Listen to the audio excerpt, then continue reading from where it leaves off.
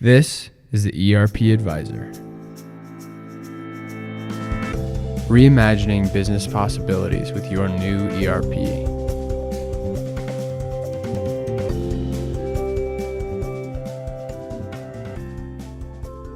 Thank you, everyone, for joining us for today's CPE webinar, Reimagining Business Possibilities Within Your New ERP, a roadmap for post-go-live optimization.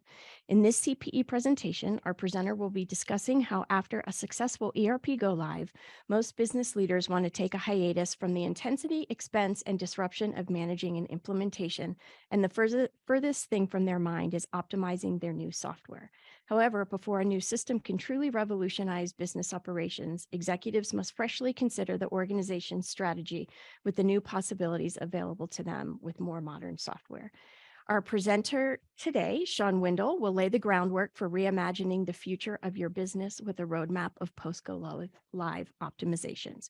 During this seminar, we will cover the following learning objectives. Revisit your business's strategy and how your original criteria for success are either being met or not being met in your new ERP. Revisit and prioritize future enhancement requests documented during your implementation. Perform new analysis and gaps in processes, identifying opportunities for enhancement with customizations, reports, and best-of-breed bolt-ons. Identify any gaps with technical staff, in-house support firms, staff augmentation, etc., and determine the best plan to fill based on available resources. Develop a roadmap and budget for new enhancements as well as a resource plan, which will support the organization's strategy. Today's presentation is valid for 1 CPE credit. In order to receive CPE credit, each attendee is required to attend the full 50-minute presentation, as well as engage and answer all of the polling questions asked throughout the presentation. If you are needing CPE credit for today's presentation, please leave your name in the chat of this Zoom or send an email to me, Juliet at erpadvisorsgroup.com for record, and you will be issued a certificate for CPE. At the end of today's presentation, there will be a short question and answer period. If you have a question for our presenter, please add it to the chat section of this Zoom. Shawn Windle is our presenter for today.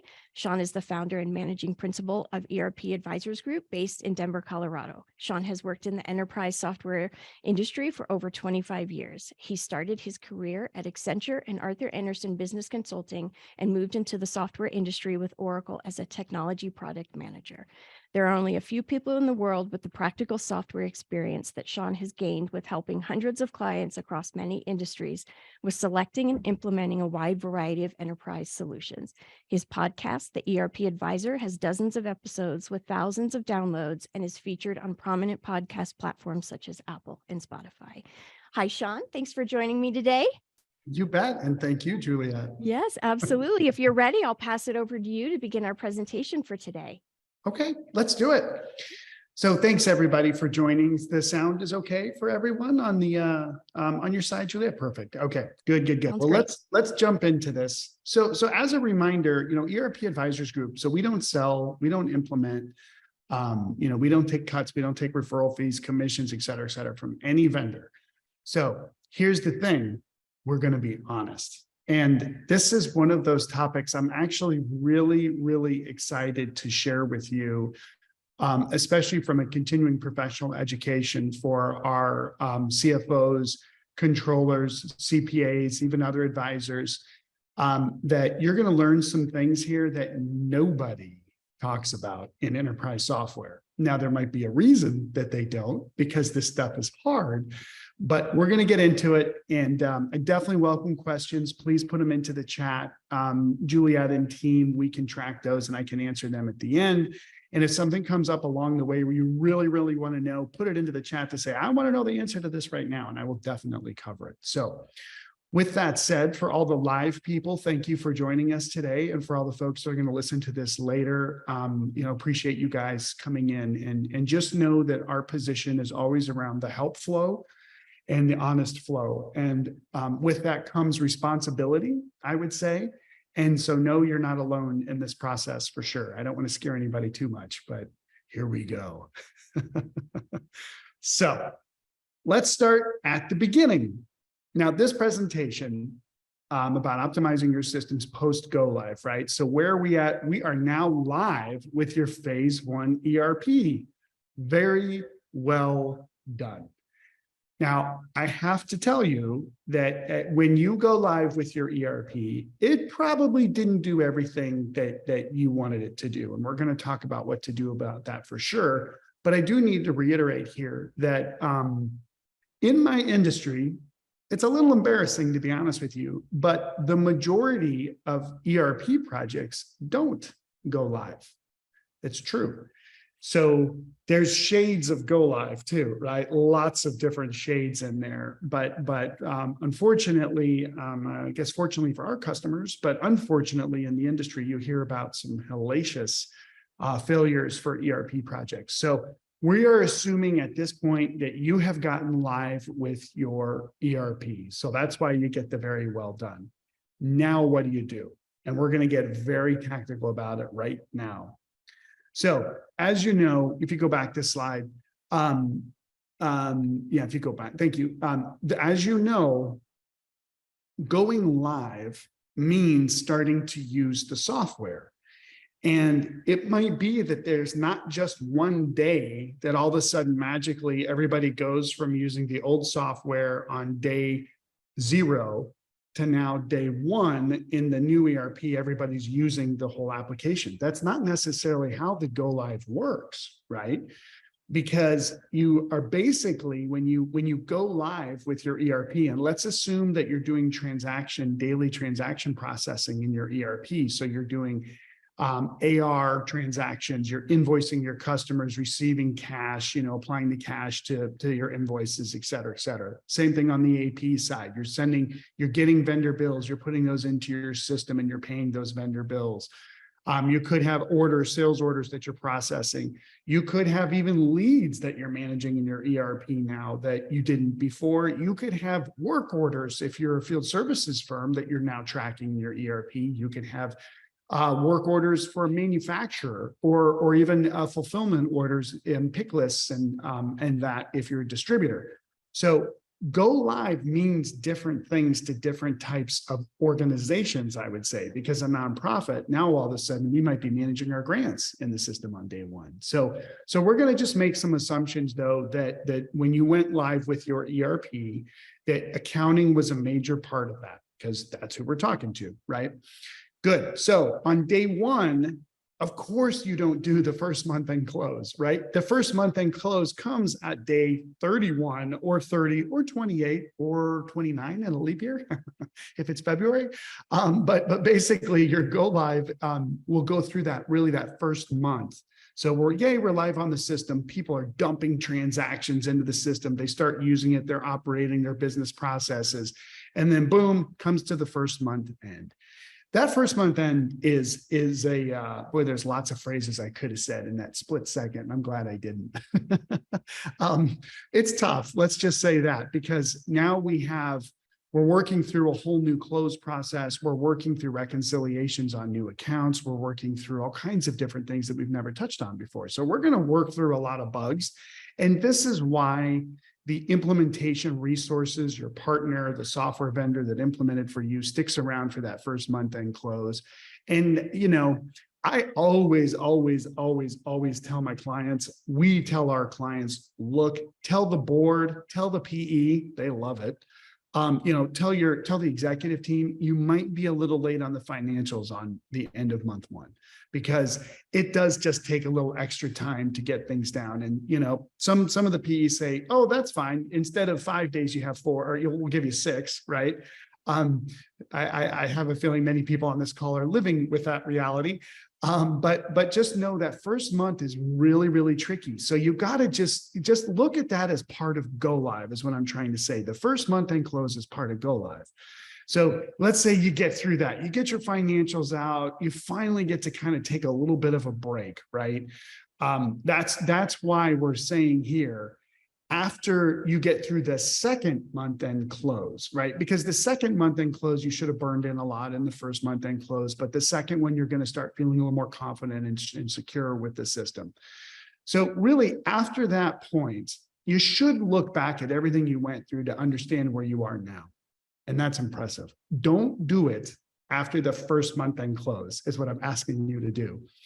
You know, there's so many analogies, and you can't not think with the delivery of a baby that, you know, as soon as the delivery occurs, you probably, like, the second it occurs, you don't want to look back and say, oh, this was magical. We're not there yet, right? So get through your first month end close, get through your second month end close, get solid with your process, your comfortability with the system, really appreciate everything that you got through. And it is impressive, everything you have to go through.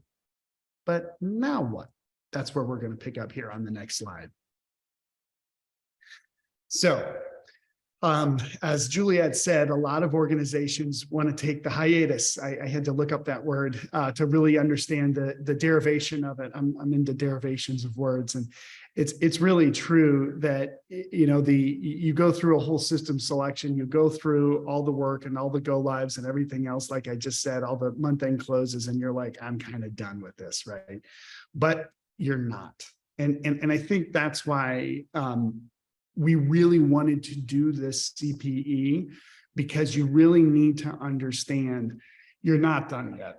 And it's sort of like a child after delivery, after the first month, there's still month 2, there's month 5, there's month 10. I mean, it's our kids just celebrated 21 years, right? So, but I'm going to give you a kind of a roadmap for what to do kind of post that period here after that go live. So the first thing you have absolutely, positively, unequivocally have to do is make sure you have adequate support in place, because those implementation resources are exactly that. They do implementations. They don't do post go live support. They need to go off to the next unlucky or lucky company or a nonprofit that gets to do the implementation. That's what those implementation partners, implementation resources, that's what those individuals focus on. But that company probably pitched you already on support. Hey, we can support you after your implementation, but no, it's going to be with different resources, right? We want to make sure that they're quality resources and that they have some familiarity with our instance, but we want to lock them up so that we do have support. And what we have found, and this is variable, but we have found that it's best to do a time and materials arrangement with your implementation partner after go live, because we don't know exactly what we're going to need until we need it. Now, some partners only do fixed price for minimum hours per month. They'll say, hey, look, you know, we're going to put you on a support contract. You're going to need 50 hours a month of support, and it's $10,000 a month, and sign here, and it just continues, you know, just renews and blah, blah, blah. You need to look at those terms, definitely, and look at some of our contract negotiation materials on that, by the way.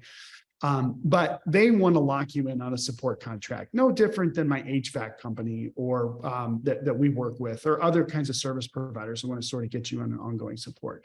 So work through that, find out what's best for you, but definitely get those people locked in so that you have somebody you can go back to and get help. I would say on a support contract, I would not do a super long-term contract. I'd do 12 months.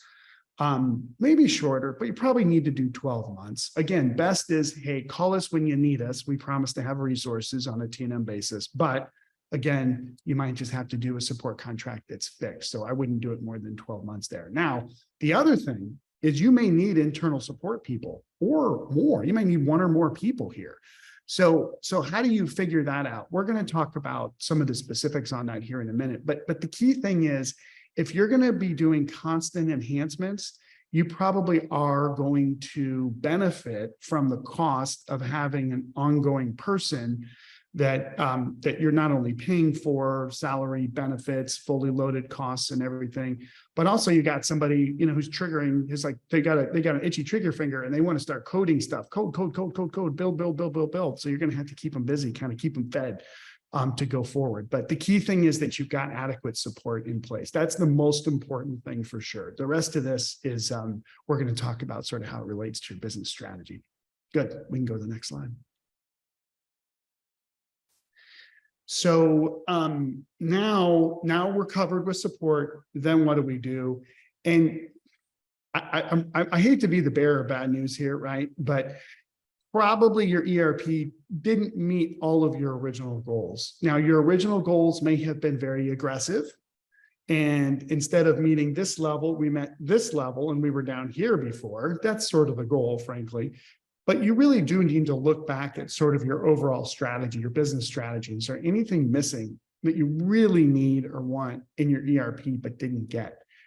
The answer is always yes, like we say here. We really wanted to improve our CRM, and we wanted to do configure, price, quote, and we wanted to have automated contracts being created.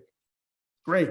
We got into the implementation and we couldn't get everybody to agree on the discount policy. Or when we were trying to put together the contract terms and conditions engine, that little AI thing that says, if it's this service, then bring in these paragraphs into the contract, literally. And we didn't have time to finish that or whatever, right? And our strategy is to be more automated on upfront sales. Okay, great. Yeah, we didn't have time to do that. It took us longer to just figure out how to do the order to cash cycle, but it's much better than it was before. So fine, we made the decision not to do it. Very, very, very common.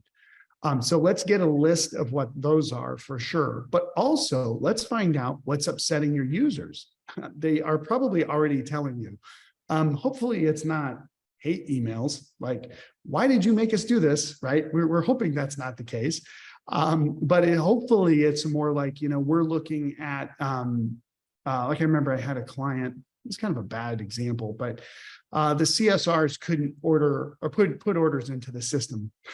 That's a really bad example. We got engaged afterwards to figure out what happened after they let go of the individual responsible for that project. But you'll hear people saying things like, it's taking me longer to put in a vendor bill into the system, or AP entries, or the bank reconciliation doesn't work quite like we thought, or et cetera, et cetera, et cetera. You're going to hear people are going to tell you some things for sure.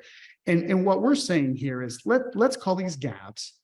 Let's identify them, and then let's prioritize them by when they need to be filled. And there's just 3 categories now, within a few months, or later. Now, here's the interesting thing. When we were putting together this deck, the question kept coming back on, who does that? Like, who identifies the gaps? Who gathers the gaps? Who does the prioritization? And we kept coming back to the exact same person. And we really tried for this not to happen, but it all came back to usually the ERP project champion, who was the person that we usually work with early, who's like, yeah, I want to push this new ERP project forward, but I need some help. And can you guys help us? Right? That's what we do. But that person is usually exhausted by now after the second month close. Usually it's controller, CFO, depending on the size of the company. It might be a director of IT, it might be a CIO, it might be an operations person. But that person who sort of has the vision for the ERP typically doesn't just go away after the second month end close. There's a little bit more that we have to do. So now it could be that you turn this over to IT also, right? If you have a big enough IT team and they've got the trouble ticketing system in place and they've got a whole process, it might be them as well. But somebody needs to sort of, after they take a vacation, needs to come back and get that list of what the gaps are and then start the priority, right? And I would just do those 3 categories now within a few months or later in terms of when it's needed. Good. Once you have that, you're basically ignoring the later requirements for now, the later gaps, and the things that are needed now or within the next couple of months. We'll call those the immediate gaps. We do need to go back to that implementation partner, that support firm that we've engaged. And hopefully we have in our support contract, especially if it's a fixed fee amount or fixed hours amount, we can just tell them, hey, as part of that 50 hours per month, we need you to fix this report. I mean, that's usually the kind of thing you hear. The cash flow report, forget about it. That's always hard. That's always difficult. Most people that we talk to have tried to automate their cash flow, and it's so unique for each company, right?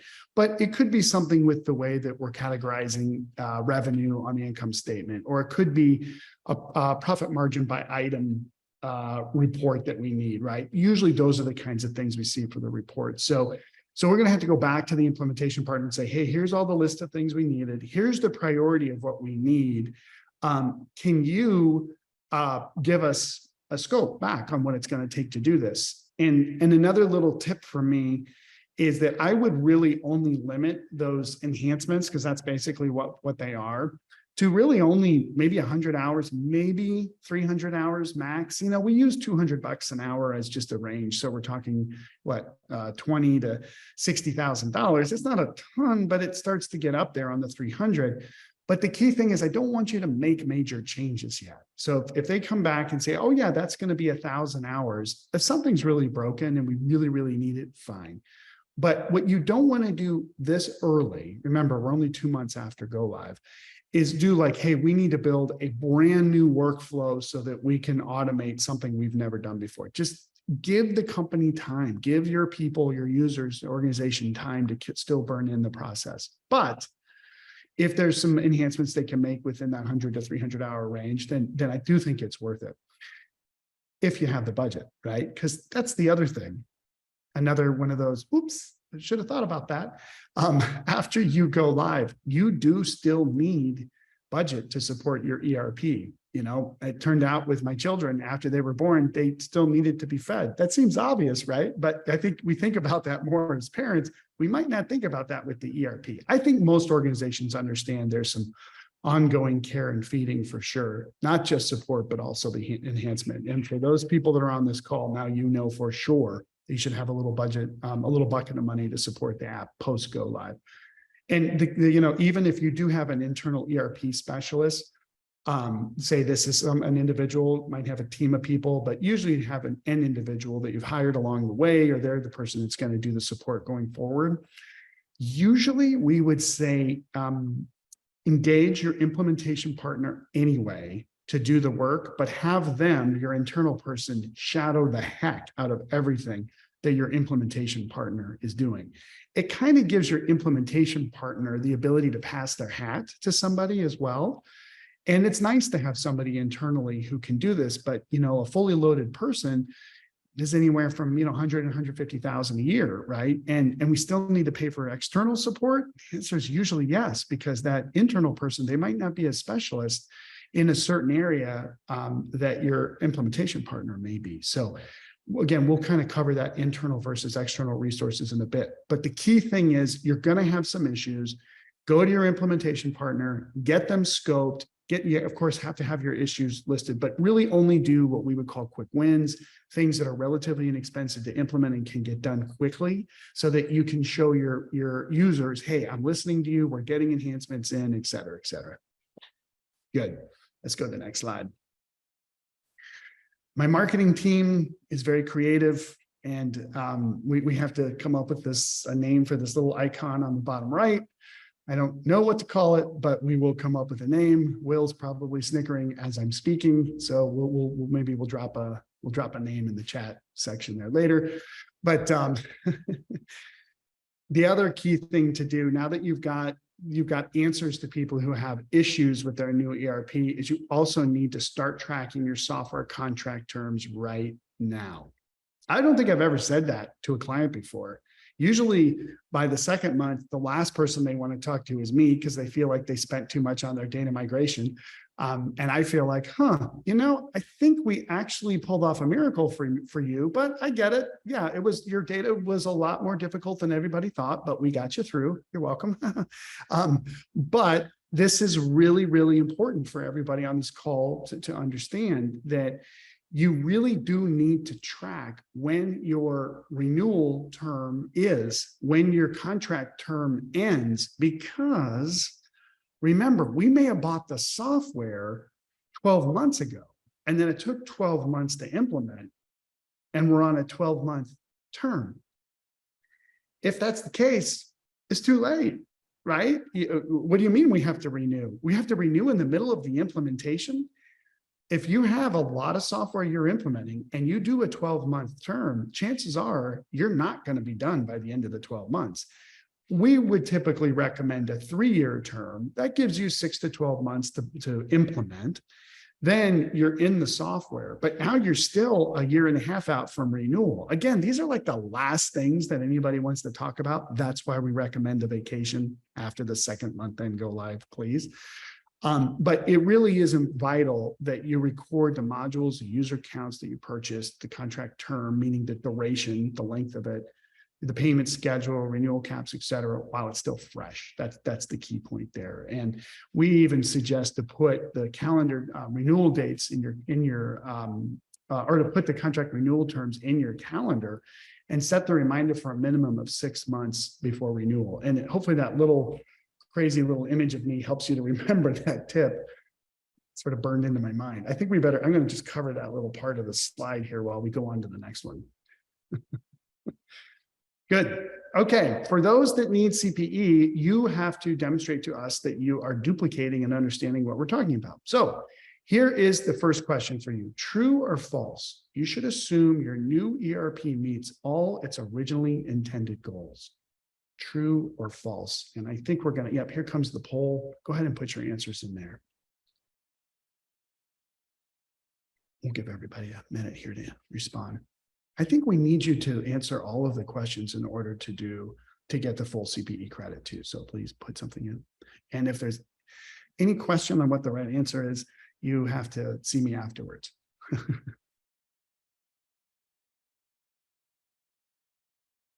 Perfect.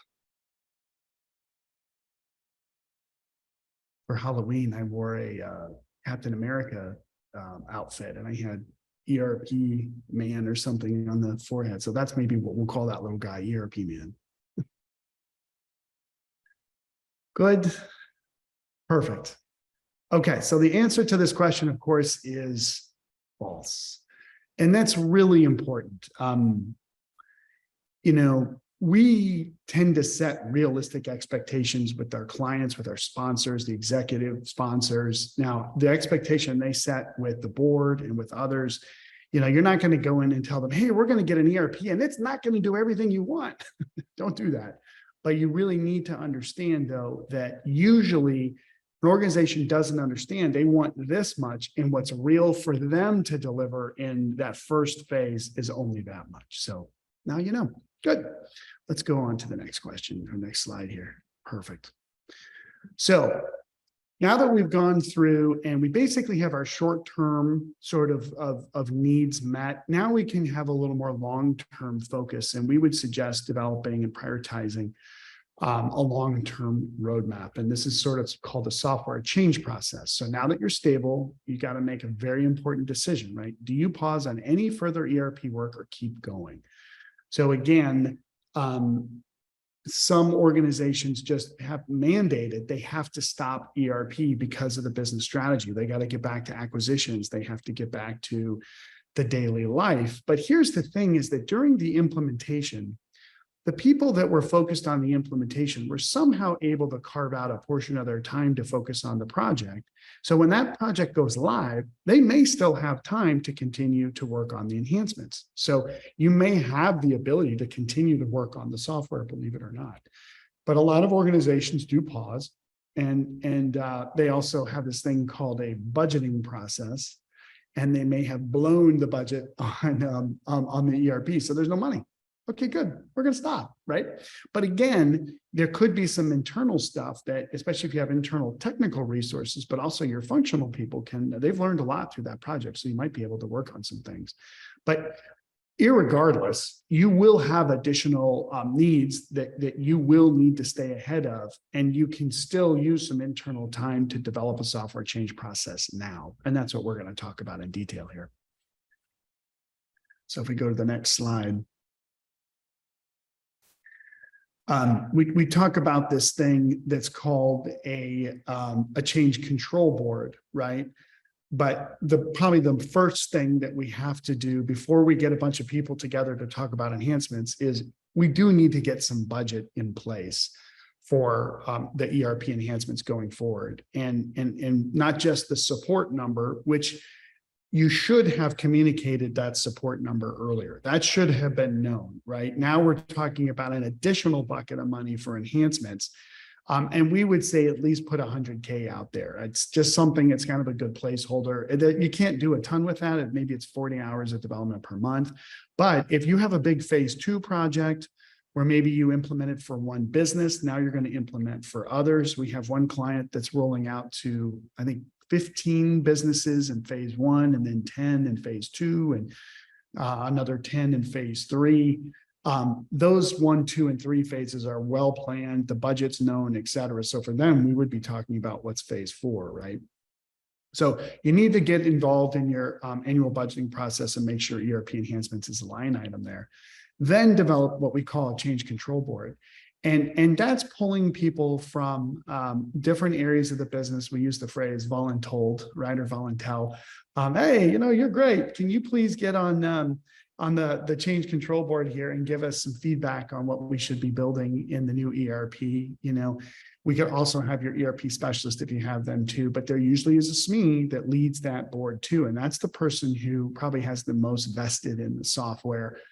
And those individual department subject matter experts, by the way, that's what the SMEs are. They should track the enhancement requests from their different teams and then bring them to the board individually. So that board probably meets once a month. The lead would take everybody's enhancements, maybe first kind of filter through and say, here's the most important, maybe the least important, and then something in the middle, and present that back to the board to get their approval on which enhancements to go forward with.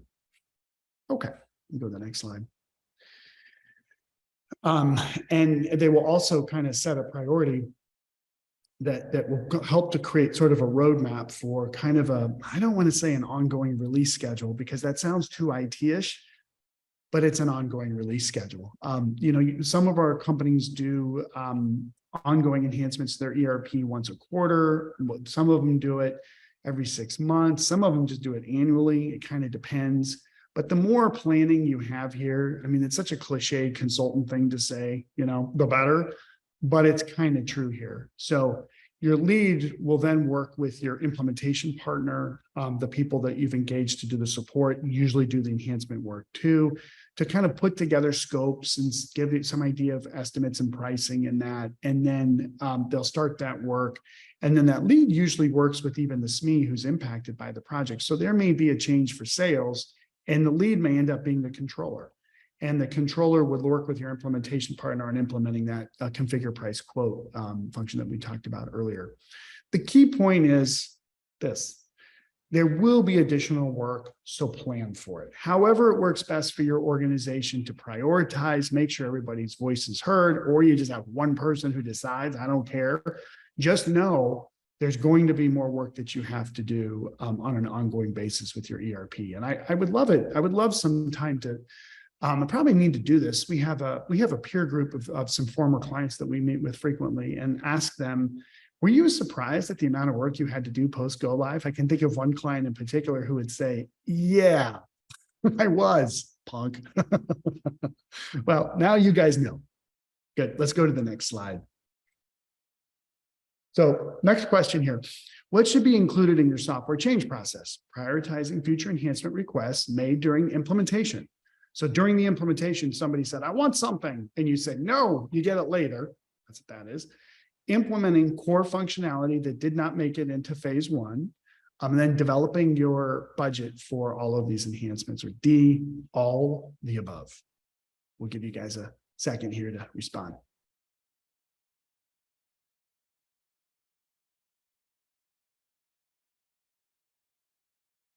It's interesting to think about the amount of dollars that our companies spend post go live, and to think about a ratio. If somebody asked me, okay, so, if we spent $500,000 for implementation, what's the percent we would spend ongoing over the first couple years? I'd probably say up to 25%. Maybe, maybe even 50, again, depending on if you need to implement more EDI, or you need to do something, like a BI and analytics warehouse or something like that. So, but for this question, pretty straightforward for sure. The answer is, of course, D, all of the above. So good, now you know. That's what the CPE is really here for, is to really inform everybody on what to think with. Good, let's go to our next section then.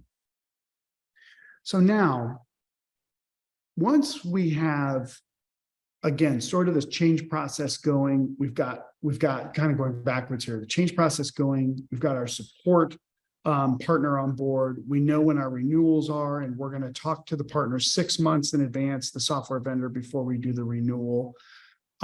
We've also kind of went back and said, hey, what was missed in the implementation and what do we need to pick up, right? Now is where the cool stuff sort of kind of comes in, right? Where now we can look at the apps, and we can kind of say, what are the processes that we're running today? Where do we need to be? What are the gaps that we need to look for? And this is where a lot of times a company, an organization discovers what they really did in phase one is they are now managing their transactions. Transaction processing is solid. It's really the base of a kind of an ERP evolution or enterprise software evolution, that you have to have your enterprise processes automated, the transactions automated in a system, so that all the data is available in one place, that now you can start doing some of the really cool things with. And that's what we're talking about here, that you can enhance your ERP with some of these more sophisticated things. And this is where I think a lot of people from what we've seen, this is why they implement ERP in the first place.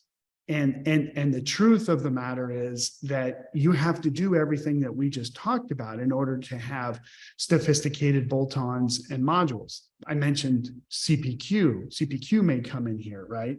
But definitely things like advanced planning and supply chain planning at kind of that next level. You can't do supply chain planning, even though the supply chain planning apps want to sell it to you. But you have to have transactions. You have to have 6 to 12 months of actual purchases that you've made with actual vendors, with actual demand on the sales order side, in order for a planning solution to take a look at, here's what I'm suggesting you should do in the future. Right? It's got to have lots and lots of data to do that. Same thing with integrations. We have to have an integration framework in place, and maybe we only built out 1 or 2 of the really key EDI integrations. We have several consumer goods companies right now that are selling to the big box stores, wholesalers, dealers, distributors, one-off kinds of specialty stores, like even some men's stores or hunting stores even. And, integrations in phase one is like, we're going to Bass Pro, absolutely positively in phase one. We're going to go to Walmart, phase one. Great.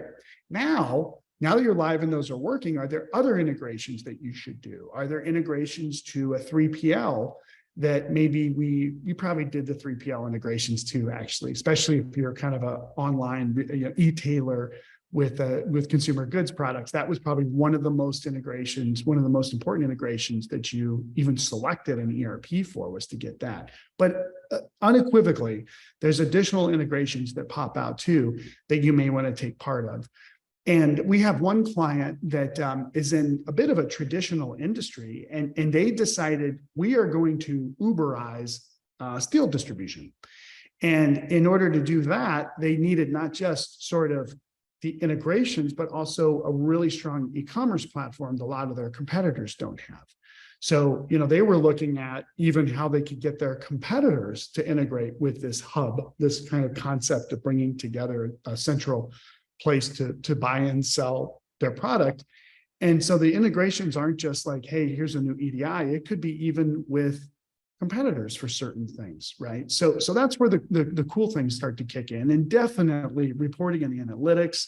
Almost every client comes to us saying, I want a new ERP so that I can have a better analytics and reporting across the business. And we say, great.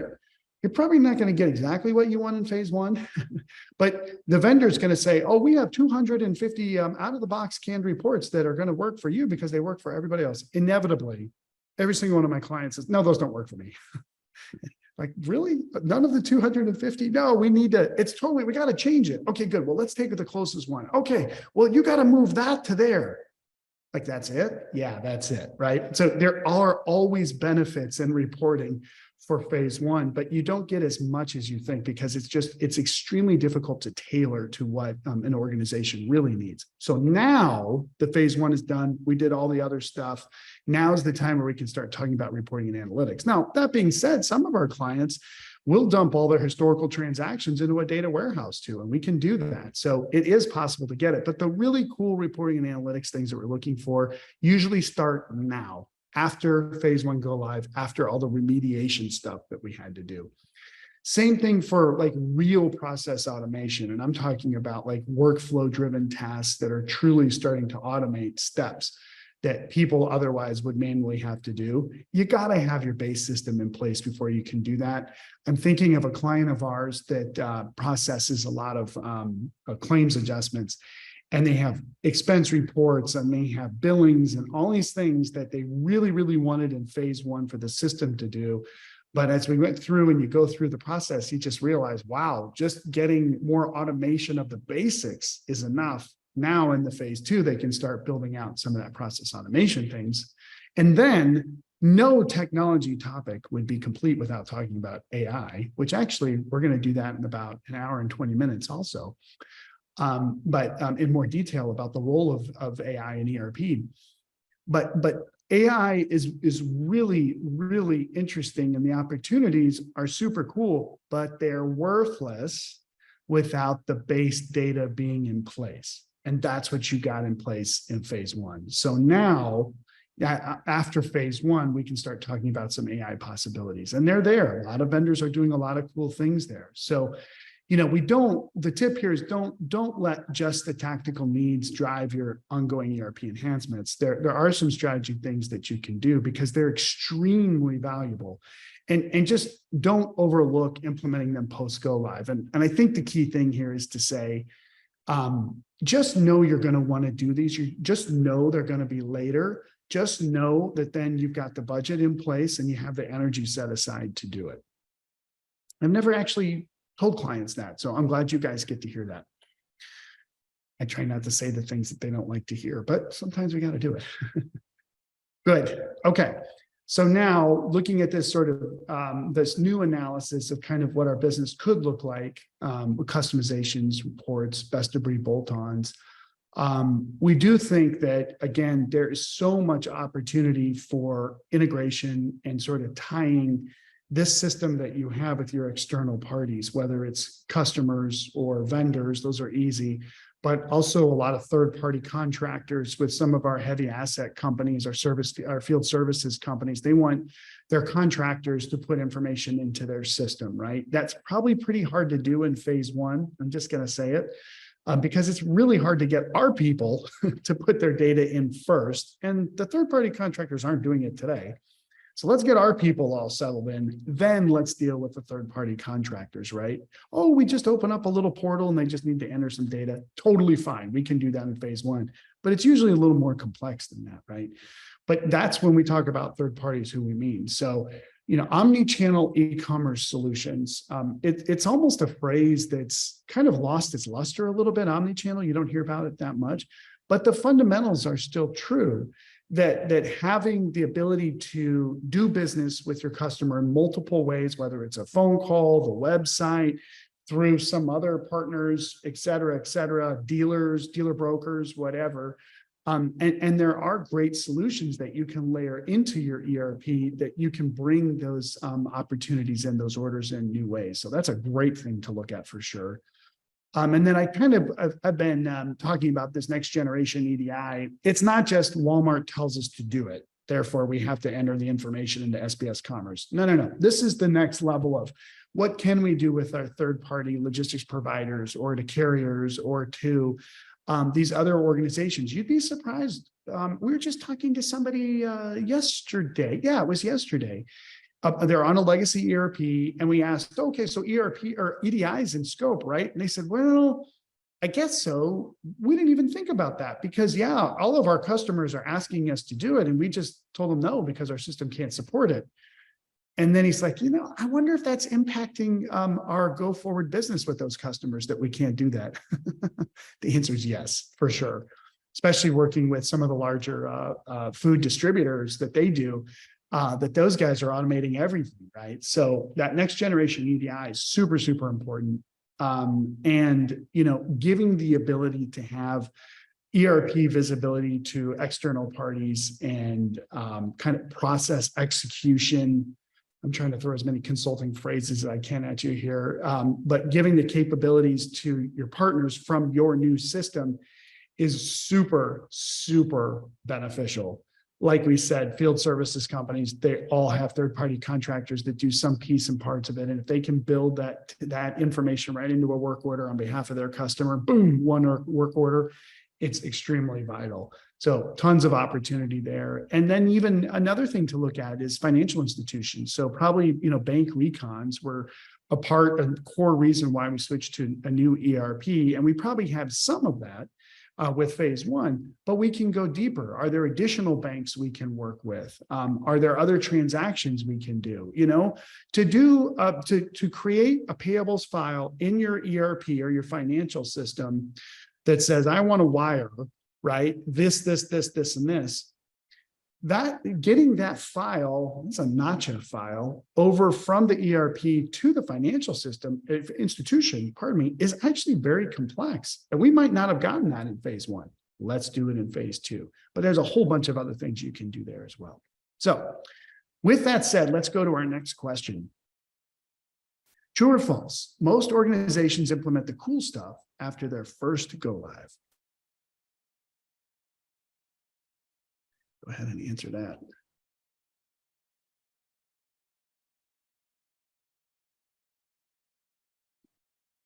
I always cringe a little bit when a client says, oh, we're doing this all for the cool stuff. That's why we're doing ERP. And I'm like, oh, you're going to get it. It's going to take you a little longer, but you're going to get it. You got to do your homework first. It's like, hey, we're going to add an addition on to the house. Okay, well, you got to get your house in order first before you rip a wall out or something and make it bigger. So keep it in mind. Good. Make sure you answer for CPE. Okay, perfect. Did we get our answers in? Good. All right. So of course the answer here is true. So those organizations that do the cool stuff in phase one, I would even say are risking. I'm just going to say it, that it just can be tricky because that cool stuff is super hard. It's 10 times harder than you think it is. So go do the easy stuff first, get the good wins, and then put in the cool stuff. And I hate to rain on everybody's parade. Ooh, I'd rather do it now than after the go live and you're mad at me. Good. All right. Now what do we do? So we talked about this a little bit earlier, that your technical staff. So it is important, again, kind of post go live, that you're really looking at the options that you have for staffing here. And I think we're coming up to almost wrapping up. It's really vital that you have the best, most reliable resources for your ERP projects for phase one, but then definitely ongoing. And the more enhancements you want to make, the more internal technical staff you should have. Now, that technical staff can be split up into multiple hats, a high level, a medium level, and a low level. I always use threes. I don't know why, but you definitely need that high level person who understands the business, understands what they're looking for, understands what the technology solution should be, and can kind of be the quality over the whole project, right? That person can go engage with an implementation partner. They can select an implementation partner to come in and do the enhancement. And like we had a big client that didn't use their implementation partner for some of the post go live enhancement work because the implementation partner was phenomenal for the implementation, mostly because they were cheap and they were good. They just showed up and they were reliable. But they didn't have specific technical capabilities that this other firm did that we needed post go live. So we went and selected them. So it might just be some different people that you go with, but definitely just know the more complex requirements or enhancements you want, the more you'll need external expert resources. So we suggest don't hire until you really know what you need. Now, a lot of clients will come to us and say, hey, we want to bring in somebody at the beginning of the implementation or during the selection who's a specialist in the app. Do you think that's a good idea or not? And the answer always comes back to what we just said here is if you plan on doing tons of enhancements on this thing, absolutely. But you can always just outsource that to your partner who can come in and do some reports and do some other things for you too. So it's really important that you look at those gaps of technical staff. Good, and go to the next slide. So true or false, staffing can make or break your ERP project. You should say correct staffing can make or break your ERP project. So even if you have the right app and you know what you want and everything else, if you get the right team or the wrong team, what's that going to do to your project? Give you a second to answer that. It seems like an obvious answer, but I remember we had a client, a fire department, and we had the most horrific project manager from the software vendor, and they were making things terrible for everybody. And the lead was like, I just don't want to, I don't know what to do. And we're like, we're getting rid of them. We have to replace them to find somebody else. Because of course, the answer to this question, as soon as we close that poll here, is true. That person, that PM was holding the project progress down. They were not giving us what we needed and the project was failing. So we had to, after lots of escalations, basically had to ask the vendor to replace them. So even on the support side, it's super important. Good. So if everybody's still with me, I appreciate you guys listening here. Let me summarize what we went through here. So if take some screenshots, do whatever you need to do here. But these are kind of the key points that I want to definitely leave you with. It's definitely a lot of work optimizing your system post go live. So just plan for it. Don't think, oh my gosh, we got through the go live. Hallelujah, I'm done, I'm out. I mean, you should go out. Like we have one client that's implementing right now, and he's like, I'm going on a cruise with my grandkids in June, whether you're live or not. And it's like, okay, I think that's a good idea, right? So, but just know there's a lot of stuff to do post go live, but you want to start with the vital enhancements and kind of go up the value chain from there on what you do. It's not a race. We don't want to get all this stuff in phase 1.25 or something, right? We really want you to just position your organization for future success with the software. Think about it as more of a long-term look.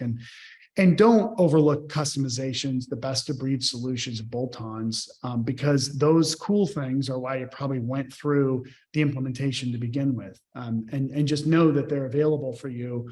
You just have to go through the work to get that. And you got to have the right resources. You got to have a partner that you trust that can get you through that. And, listen, we're always around if anybody needs help with anything for sure. So I think that's the key messages we wanted to go through, Juliet. I can pass it back to you. Shawn, thank you for that. As always, a lot of really great information. Appreciate it. Yes, we did have a question come through. If you have a second, when do you address retaining talent during this process? Excellent question, because sometimes that can be overlooked. Throughout the whole process, to be honest with you, probably three really key points though on that. The first time we do it is during the analysis. Even before we selected or started the implementation, we'll work with the client to figure out who's really around to do this project, who's really available to do this project, who has the skill set to do the project. And if those people every single time are super valuable to the organization because they're already doing a great job and they know a lot, and now we're going to give them the night job. We're going to volunteer them. Hey, guess what? You get this other job, right? They're going to need some extra comp for sure. So it's important even before you start the project to figure out, how do we retain these individuals, not just compensation, but also what does their job look like? Because look, the smart, savvy subject matter expert who's doing 50% of their time on a 12-month project says, what happens on month 13? I just had to pass half of my job to somebody else. And now that the software is live, what do I do on month 13 with the other 50% of my time, right? Oh, we didn't think about that. Well, now you know. So during the implementation process, you do need to talk with your people to figure out what are their goals and objectives. And I think a lot of times what we see are Some people leave to go implement with the consulting firm to go make 3 times more money, but they got to work 3 times harder, right? Fine. If somebody's like that, fine. That's maybe an extreme case. But the reality is that there's usually, like we just talked about, there's more tasks that person can pick up with the software ongoing. Because they're grooved in on that. They're had it on the software. They've been part of the process, so they can be a part of it. And that may change their compensation. That may change. They might be able to work more remote if because it's more of a systems job than they could before. There's lots of pieces to retention, but definitely before the implementation even begins, during the implementation, and then absolutely afterwards, you have to look at it too, especially for legacy IT support people that maybe we used to run SAP and now we moved over to Oracle, and they're SAP people through and through. Some of those people, they'll leave because that's what they know, that's what they want to do. And, so be it, right? We still need them through the implementation, and I would contract or put some agreement in place short-term with them so that they do stay through that implementation if you need them. But other people, usually the people that you find the most value in the long term, frankly, are the ones that say, well, I've been an SAP person, but I'll learn Oracle. I love it. I'm interested. I love this business. I want to be a part of it. I love this nonprofit. I want to be a part of it. And I'll learn this new grants management system, or I'll learn this new financial system, or whatever it is. And for them, that job looks maybe a little bit different going forward, but they're basically doing the same thing with a new app. So definitely before, during, and after, you have to address retention. It's a great question. Yep. Well, thank you for the answer. And I think that's the only question that came through. So Shawn, thank you so much. Great presentation as always. Yep. You're welcome. Thank you, Juliet. Thank you. Thank you. And thank you, everyone. Thank you again for joining us for our webinar today. If you have any questions, please let us know. We're happy to help in any way we can. Call, email us, and we'll get your questions answered. Also, if you'd like a copy of the deck from today's presentation, please let us know. I'd be happy to send that your way. You can send me an email at Juliet@ERP Advisors Group. And again, if you need CPE credit for today's presentation and you answered each of the polling questions, again, you can send an email to me at juliet@erpadvisorsgroup.com.